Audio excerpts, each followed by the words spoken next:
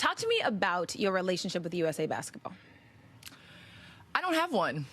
Yeah, I don't have one. I'm happy for them. When Chelsea and especially Nafisa Collier are my two that I'm really close with. I don't have one. And I think it goes from the fact that I think that when you evolve with time, that's when you're at your best. And I don't know if USA Basketball has continually evolved with time.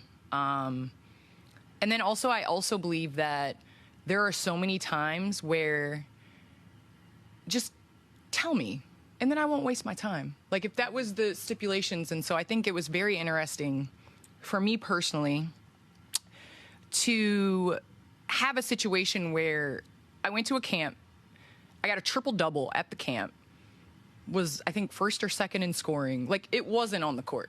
Yeah. So if it's me as an individual, as a person, I'm spending time away from my daughter to come and do these camps that I'm not even being judged off of how I'm playing.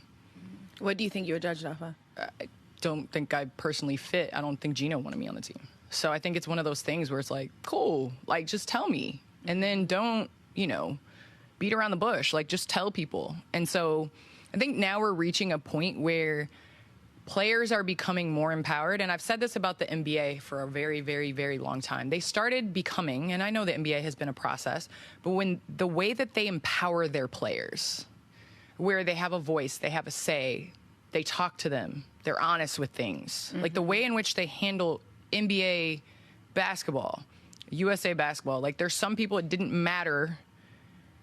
They were untouchable. Like, you know what I mean?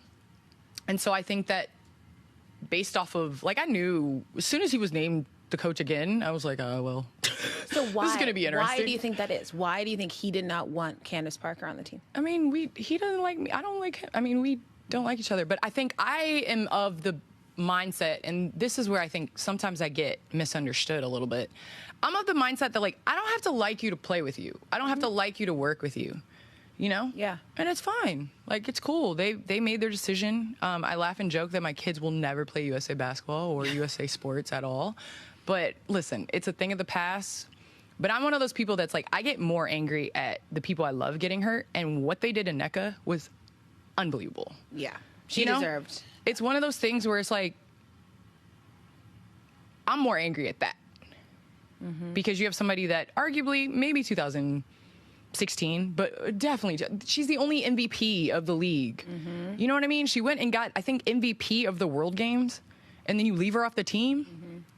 And so I think that there's, certain grace for certain people, and there's certain things that aren't. You don't get grace. Yeah. There's no consistency. And listen, in that. Respect to Connecticut. Connecticut continues to crank out player of the year after player of the year, right? At the same time, though, like, when I was there my 4 years at Tennessee, they didn't win no national championships. Talk it, Candace. They never beat us, but Yeah. I don't know. Like, that might be a soft spot. I don't know.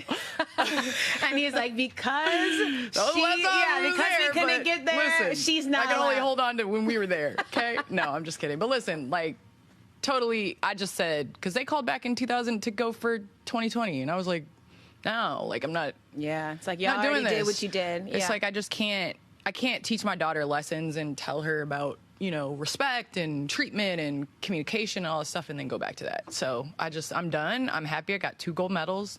I appreciate the experience. And I wish them well, honestly. Totally. Like, I'm so proud of Chelsea and Nafisa and, obviously Sue and Diana, what they did in terms of going to 5 Olympics and winning 5 medals. Like, that's super special. And I think it's valuable.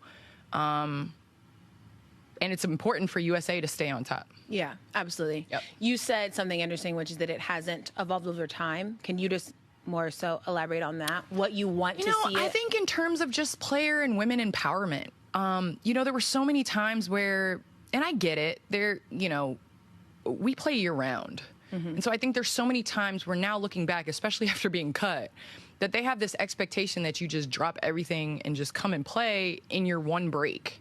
And I think the evolution over time needs to, like, be more about the player and the health, And I think the way in which they do the men's, like, Kobe and LeBron and D-Wade didn't show up to all the little mini camps. Yeah. They ain't showing up to stuff. Yeah. So listen, I take that as, like, we got to make a whole lot more money to have power. And so that is my whole thing in terms of leaving the game. And I think we're doing that, especially with NIL, with what the NCAA, you're going to have players that are now coming in with checks that don't have to do that. Like, I can make a choice not to do that. Yeah. And so I think with that is going to come more power. And similar to the men's, like, you had a certain expectation where it was like, nah, not doing that, you know? And so I think it was, for a long time, it's like women dreamed of playing in the Olympics and they would do anything at any cost. So they almost not owned you, but like. But it was they were pulling the strings. Yes. Yeah. And now I think it's going to become, at least I hope as an evolution, that it's going to become more of a players thing where it's going to be more player empowerment. Yeah.